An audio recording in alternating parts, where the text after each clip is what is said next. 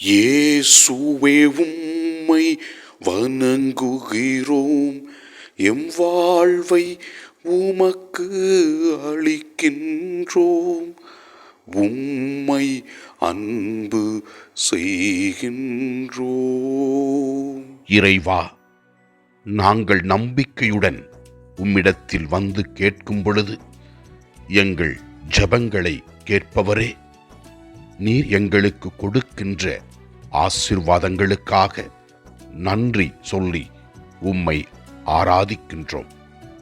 முதல் வாசகத்திலே நாம் பார்க்கிறோம், எலியா எவ்வாறு ஜெபித்து மழையை கொண்டு வந்தார் என்பதை பற்றி விளக்குகின்றது. இறைவன் நாம் நம்பிக்கையோடு கேட்கும் பொழுது நாம் நம்பிக்கையோடு ஜெபிப்பதை கொடுப்பார் என்பதை முதல் வாசகம் தெளிவுபடுத்துகின்றது.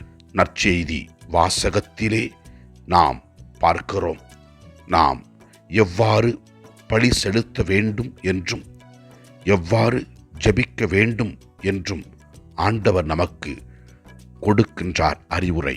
இவ்வாறு நாம் வாசிக்கின்றோம், நீங்கள் காணிக்கையை பலிபீடத்தில் செலுத்த வரும்பொழுது உங்கள் சகோதர சகோதரிகள் எவருக்கும் உங்கள் மேல் ஏதோ மனத்தாங்கள் உண்டென அங்கே நினைவுற்றால், அங்கேயே பலியை பீடத்தின் முன் உங்கள் காணிக்கையை வைத்துவிட்டு போய் முதலில் அவரிடம் நல்லுறவு ஏற்படுத்தி கொள்ளுங்கள், பின்பு வந்து உங்கள் காணிக்கையையும் ஜெபத்தையும் செலுத்துங்கள் என்று ஆண்டவர் கூறுகின்றார்.